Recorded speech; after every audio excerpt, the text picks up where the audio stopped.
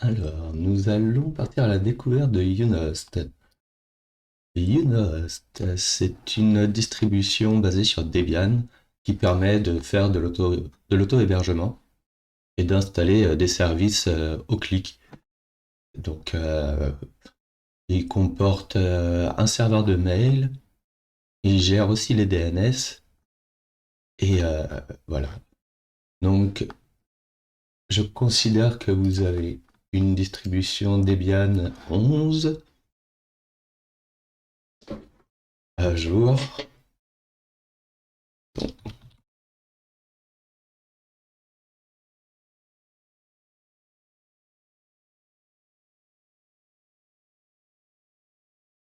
Voilà. Donc pour l'installer, on se rendre dans la documentation, guide d'administration, installer. Donc nous on est sur un serveur distant, sur Debian 11, et donc il va falloir être en route et lancer cette commande.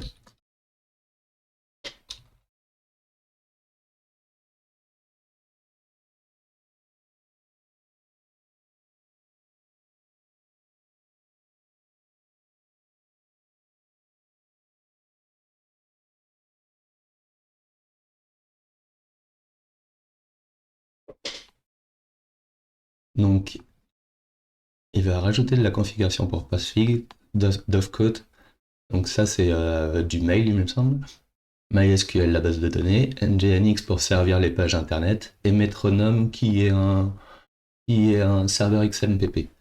Donc pour faire de la messagerie instantanée. Donc on va laisser Unost choisir ma configuration SSH.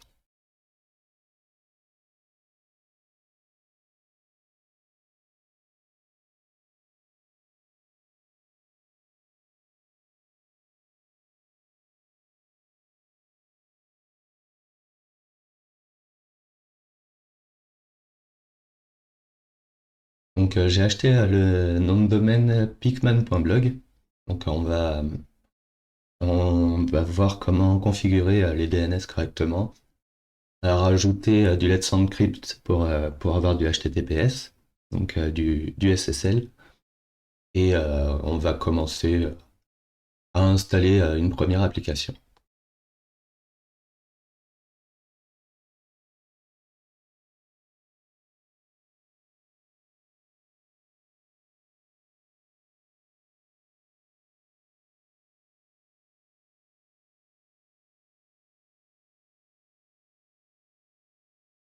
Hmm. J'oubliais aussi, c'est vrai qu'on est sur des petites machines. Je voulais rajouter du swap.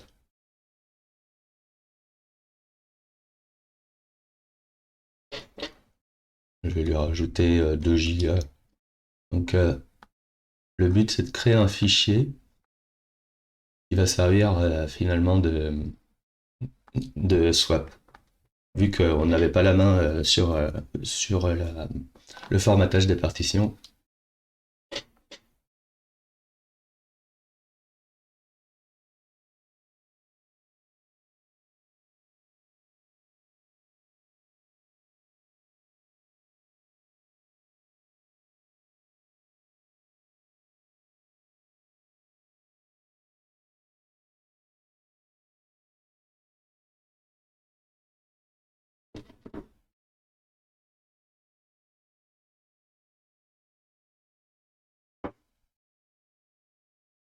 Nous allons le faire en même temps.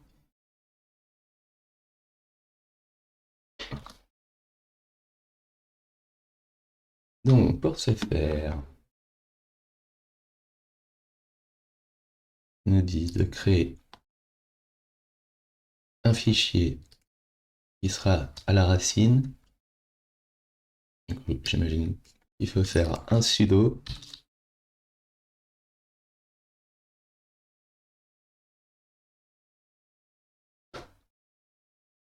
Et j'ai pas regardé.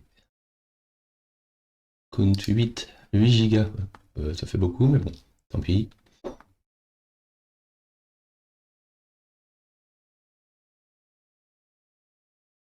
Donc l'installeur continue en attendant. Faire ça.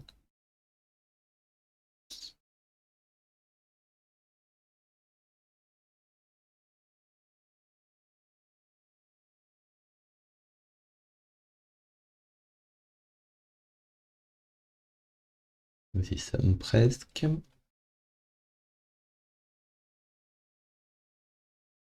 Ah, et lui il continue. Très bien. Donc, maintenant que le fichier est créé,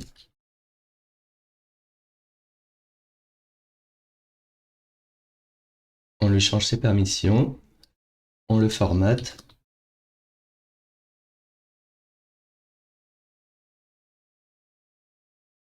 D'accord. Ah oui, ça m'était déjà arrivé.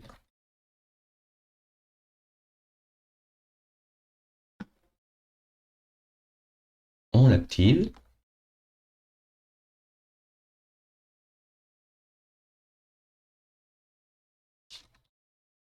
Voilà, et du coup, on peut voir qu'ici, le swap est monté et utilisé.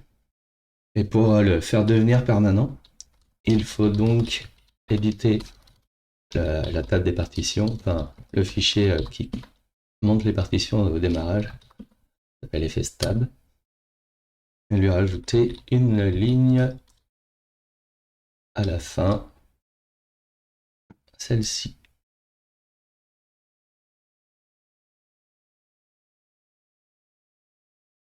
Donc voilà pour le swap. On n'a plus qu'à attendre que Unhost finisse de s'installer. Donc là, il est sur la base de données, c'est MariaDB.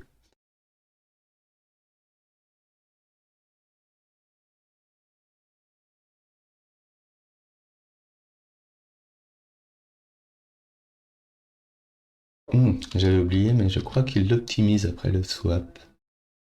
Performance. On va faire ça aussi.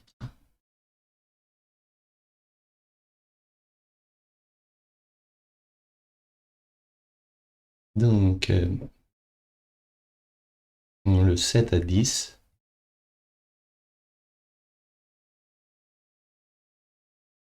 Avec un sudo. Ensuite, on édite le fichier 10.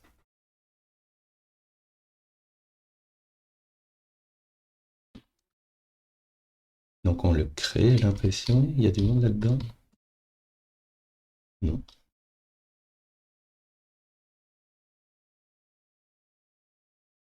Copines.conf. Donc c'est pareil, c'est pour le rendre permanent au démarrage.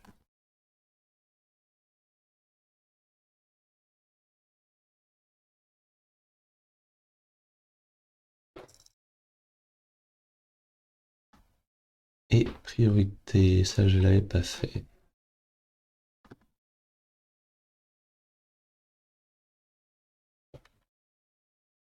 Voilà pour le swap. Alors, que nous dit-on? Donc il faut procéder à la post-install. Donc nous on va le faire via l'interface web. Il se trouve ici. Je vais bien l'ouvrir.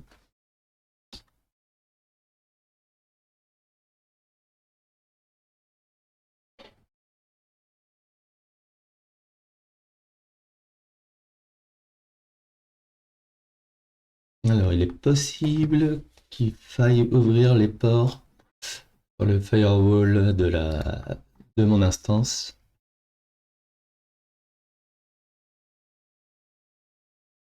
Je sais qu'on peut aussi faire la post install. J'étais là. Non. Ah.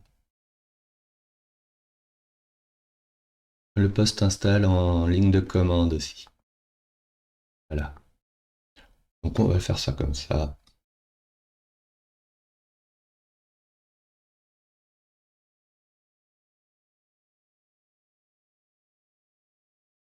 Donc, le main domaine, ça va être le domaine route. Donc, moi, ça aurait pu être picman.blog, mais en fait, du coup, Unost va installer son interface d'admin sur cette adresse, ce qui, moi, ne m'arrange pas. Et du coup, il me semble que je peux faire un unohost.blog, pardon, .picman.blog. Ce qui me permettra de pouvoir mettre un WordPress sur la racine sans qu'il me fasse une redirection vers blog.picman.blog. Alors il me semble que si je fais ça, ça fonctionne. Donc moi, c'est Picman.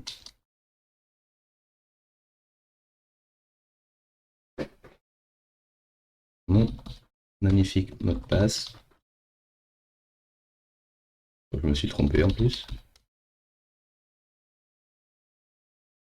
Non. Donc comme je vous ai dit, il gère les adresses mail. Donc il m'a créé toutes celles-ci.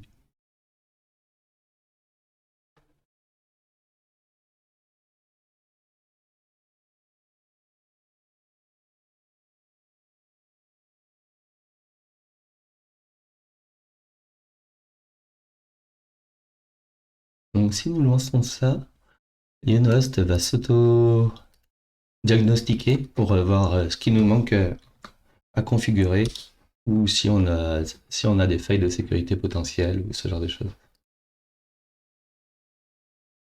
Et il risque de me dire justement que mon port n'est pas ouvert.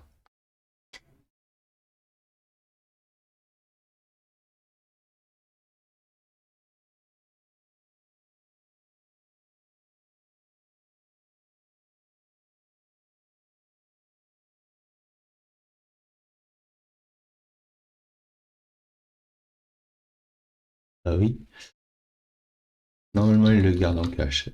Il va pas refaire tout, voilà.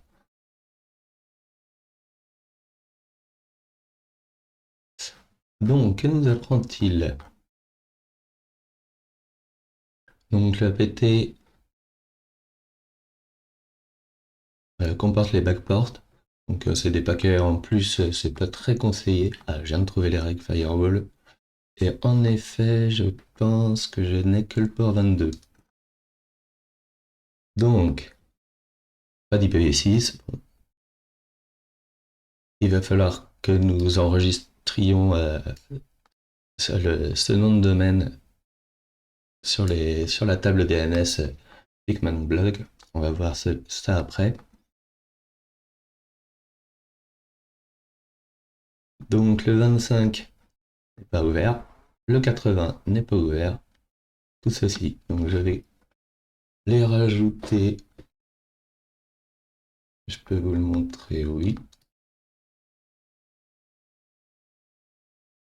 Le rajouter. Donc moi, c'est des instances Oracle, hein.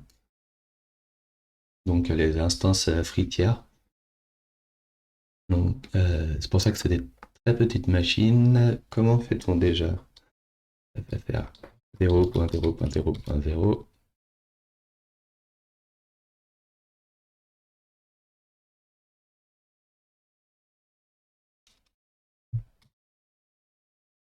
Donc ça va être ça, hein.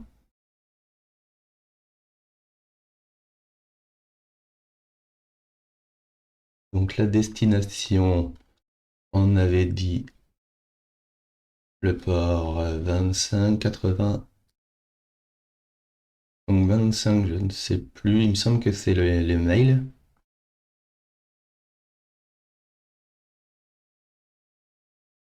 Donc c'est bien ça qu'il faut faire.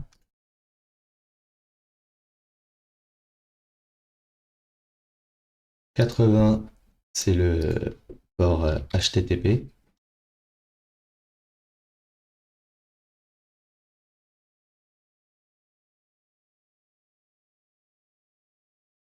Le port 443, c'est le HTTPS.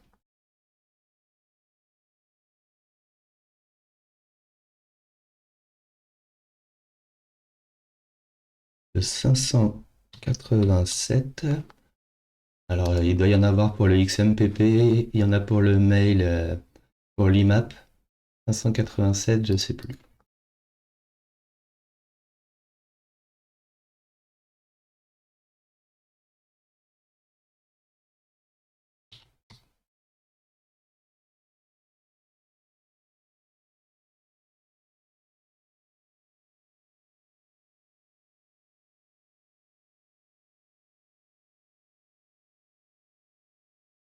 Le 5222.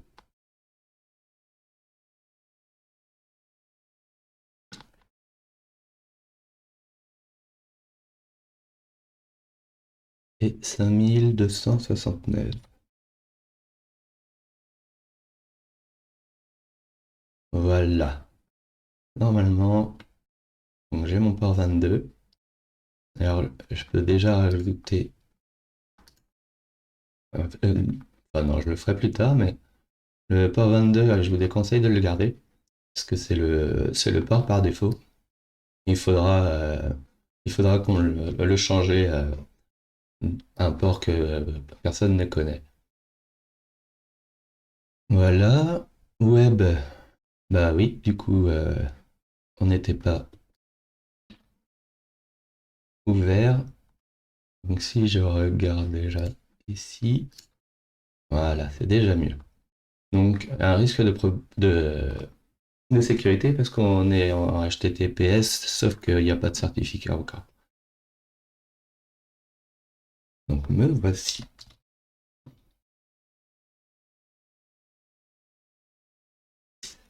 Donc, nous avons bien un utilisateur qui est moi.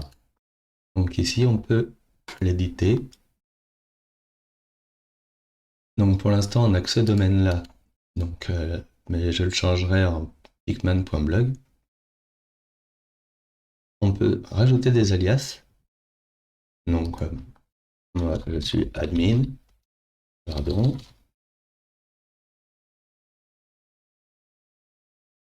Changer son mot de passe, enfin voilà. Et oui, il me l'avait déjà créé par défaut. Donc il y a aussi une gestion de droits qui est plutôt bien faite. Si vous voulez qu'un utilisateur n'ait pas accès à une des applications ou ce genre de choses. Et nous, on va s'intéresser au domaine ici. Donc, Unost gère entièrement les domaines. Donc ici, on peut lui donner un jeton d'authentification. Moi, je suis chez Gandhi. Alors, je ne conseille pas forcément Gandhi. Il y a dernièrement, il y a eu des actualités qui sont pas trop en leur faveur. Mais bon, c'est historique pour moi. J'avais pas trop envie de changer tout de suite. Et ils peuvent générer un certificat Let's Encrypt. Donc, j'ai jamais trop compris pourquoi, mais moi, je suis obligé d'appuyer ici pour ignorer les tests et les vérifications.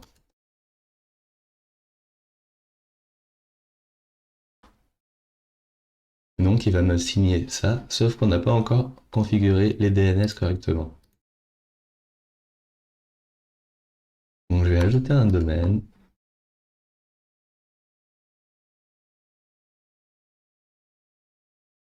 Il n'y avait que deux options avant. Je ne possède pas de domaine, je vais enregistrer et utiliser DNS.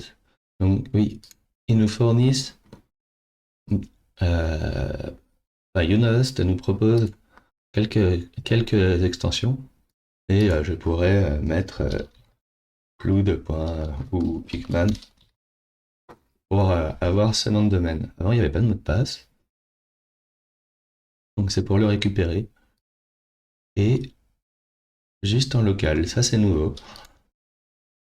Nous, ce qui va nous intéresser, c'est ça. Donc, je vais y arriver. Ne possède pas dans le domaine. Oui, c'est bien ça. Je l'ajoute.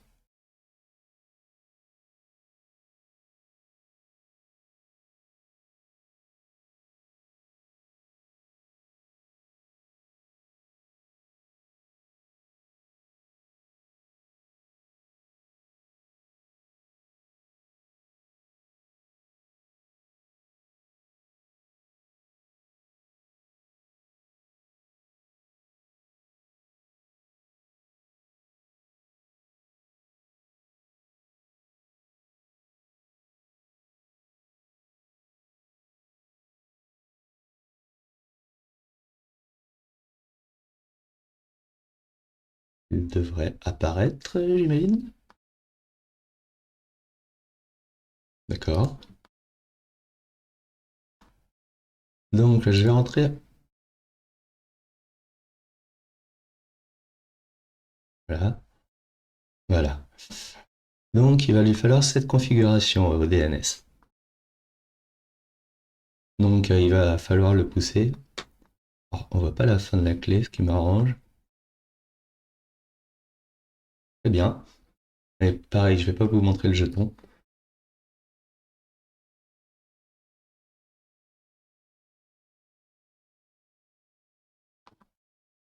Donc, voici ce qu'il me propose de faire. Donc, d'ajouter tout ça. Et il va parler directement à Gandhi pour effacer ce qu'il avait fait, hein. C'était le truc standard, j'y avais pas touché. Et il va les envoyer directement. Bon, je vais le faire pour pas que vous voyez mon jeton, je ne sais pas comment ça va réagir.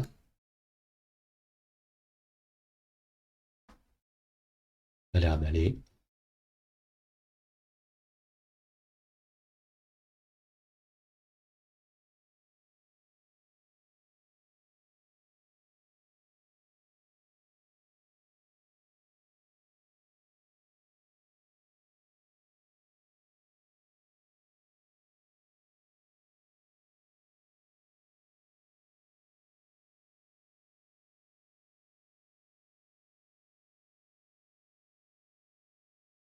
Il attend. Donc voilà. Du coup, sur Picman Blog, on voit qu'on a un certificat auto-signé pour l'instant. Donc je vais lui demander d'installer un certificat Let's Encrypt.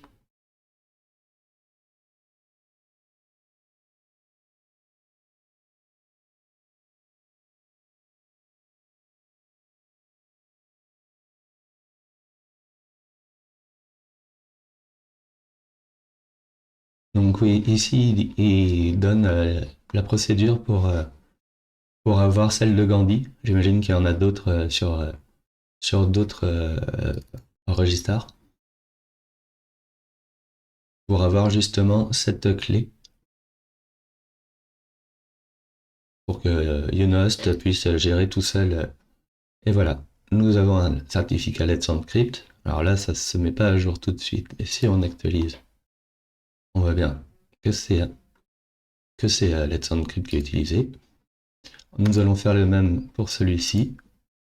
Alors, je j'ai toujours pas le nom de domaine de base. Alors, on va voir si pour l'instant ça fonctionne quand même. Mais c'est pas fait pour commencer par un nom de domaine comme ça. Normalement, Unost est censé. Donc, ça, c'est sûrement un hack pour pouvoir avoir WordPress qui soit sur la racine.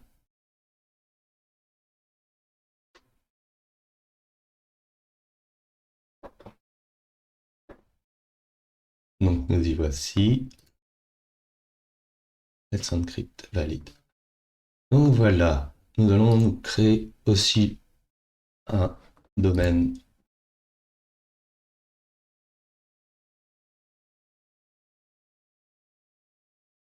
pour pouvoir installer notre première application qui va être un webmail.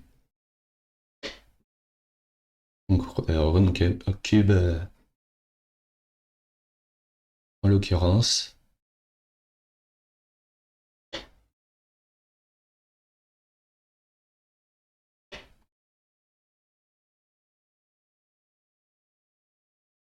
D'ailleurs, j'aurais pu vous montrer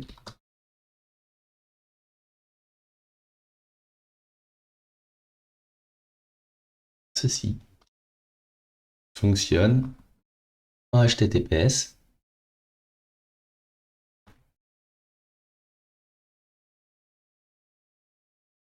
Et celui-ci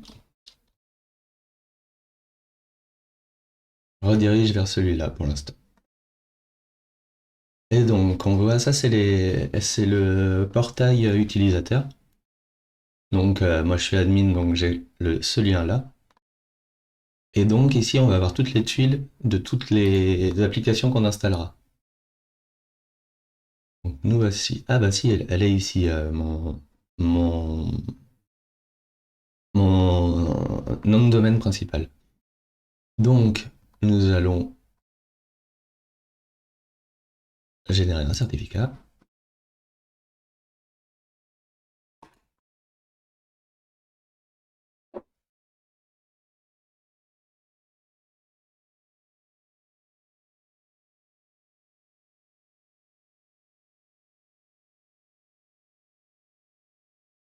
Mhm.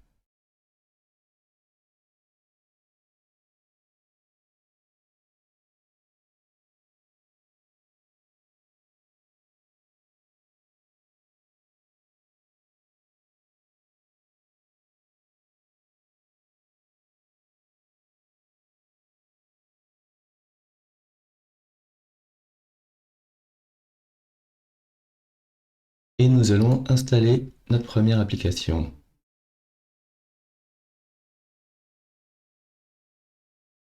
Donc, nous voulons. Donc, il y a un grand catalogue d'applications. Donc, il y en a de toutes sortes, hein. Il y en a des plus ou moins satisfaisantes au niveau des qualités.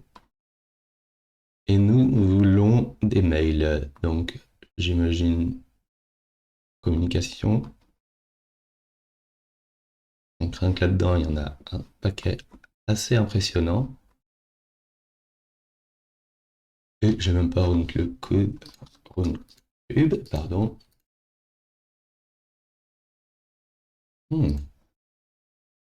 D'accord.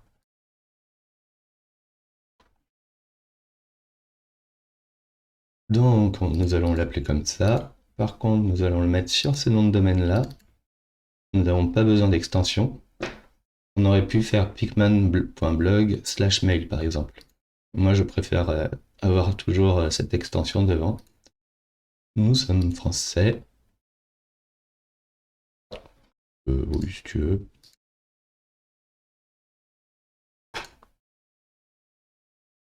Donc voilà, l'installation se fait au clic.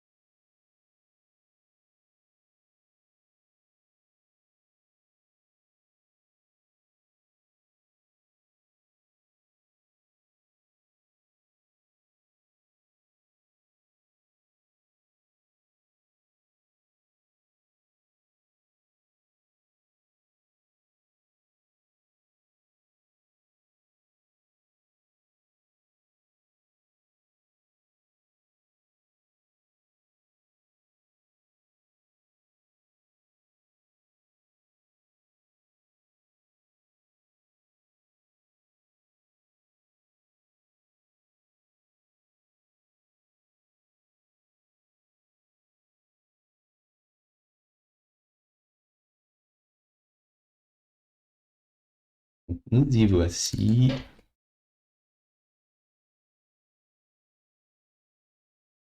Dans notre room cube tout neuf. Donc sur ce serveur, les mails sortants sont bloqués. Mais la réception fonctionnera très bien. Donc voilà pour les applications. Ensuite, on peut mettre à jour le système. Donc là, il fait un apt upgrade.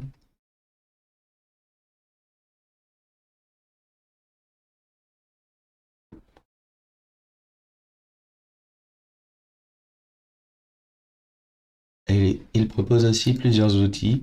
Donc, tous les journaux, on voit que celui-ci s'était mal passé. Donc, toute l'historique de ce que j'ai fait sur cette machine. Des migrations.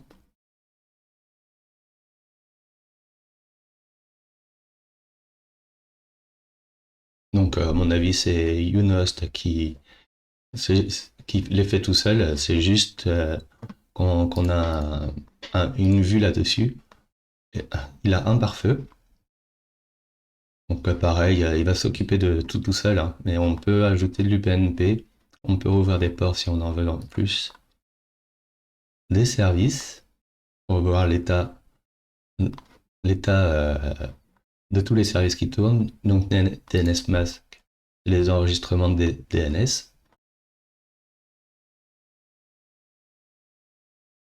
Dovecode, donc oui, c'est IMAP POP3. Fight2Ban, c'est des attaques brute force. Donc, par exemple, si quelqu'un se connecte essaye de se connecter en SSH plusieurs fois, lui va finir par bannir l'IP. Donc oui, ça c'est bien XMPP. La base de données, MySQL, je croyais que c'était Maria du coup, moi. Oui, c'est MySQL quand même. Mais c'est MariaDB, je crois, derrière. Nginx, c'est ce qui sert cette page web. Et du PHP. Postfix, c'est pour recevoir. Redis, c'est pour avoir, oui, une base de données assez, voilà, rapide. Alors, je ne sais pas exactement dans quel cadre il l'utilise. Pour de la détection de spam, donc ça c'est le LDAP, donc pour stocker les utilisateurs, le service de SSH, Younost API, donc c'est les commandes qu'il fait derrière, le firewall, et je ne connaissais pas. Ah, c'est le nouveau pour gérer les DNS locales. Donc, parfait, on a vu. Paramètres de Younost. Donc, ici, moi, je vais changer de config SSH. Je vous en parlais tout à l'heure, mais il faudra que je change le port. Ce ne sera pas webadmin. D'accord, on peut faire ça maintenant. Donc, bloquer, autoriser que l'IP, notre IP, enfin mon IP du coup, à se connecter à l'interface d'admin ici, qui ne m'arrange pas, parce que des fois je bidouille de loin. Aucune idée.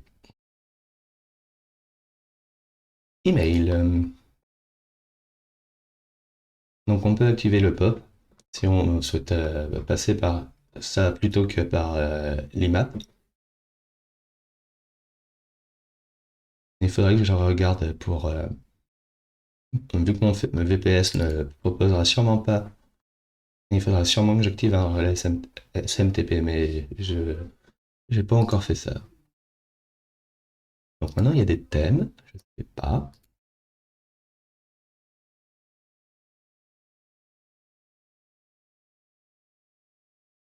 Compresser les archives. Bah oui. Donc les backups sont très très bien faites aussi. J'y reviendrai. Et boss. Ok. Donc oui, il y a moyen de paramétrer ça en IPv6. Moi je le ferai pas ici. Langue de secours en anglais. Du cache. Donc ça c'est l'administration web. Et moi j'aime bien le thème sombre. J'ai l'impression qu'on y est déjà. Mais j'ai Dark Reader, donc ça ne me changera pas grand-chose. Et bon, on va le mettre en thème sombre. Et on peut activer ou désactiver les animations. Voilà pour les outils. Donc le diagnostic, on l'a vu, hein, sauf que là c'est la version web.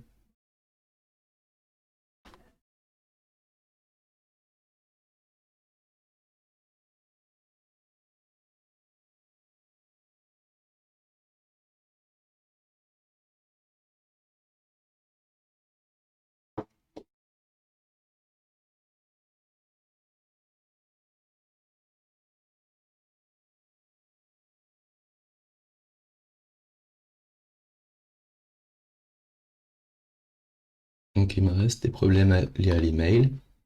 Donc on voit déjà que c'est mieux. Oui, j'ai pas repoussé pour avoir les derniers. Moi, je vais le faire tout à l'heure. Donc voilà, le port 25 est bloqué. Donc ça, c'est ce que je vous dis. Mon VPS ne le supportera pas. J'imagine que c'est pour qu'Oracle évite d'avoir des spams sur leur serveur. Enfin, des machines qui font du spam.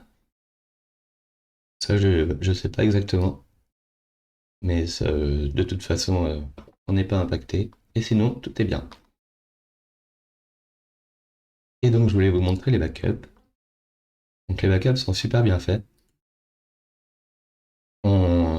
J'ai déjà essayé de migrer d'instance. Donc, juste, j'ai réinstallé un Unhost vide. J'ai importé mes backups, m'a créé mes utilisateurs, récupéré mes mails, les données XMPP aussi. Et ensuite, on peut sélectionner par application. Donc, ce que l'on veut. Donc là, il va faire qu'un seul gros zip, mais on pourrait faire plein de petits. Un zip, un TarGZ.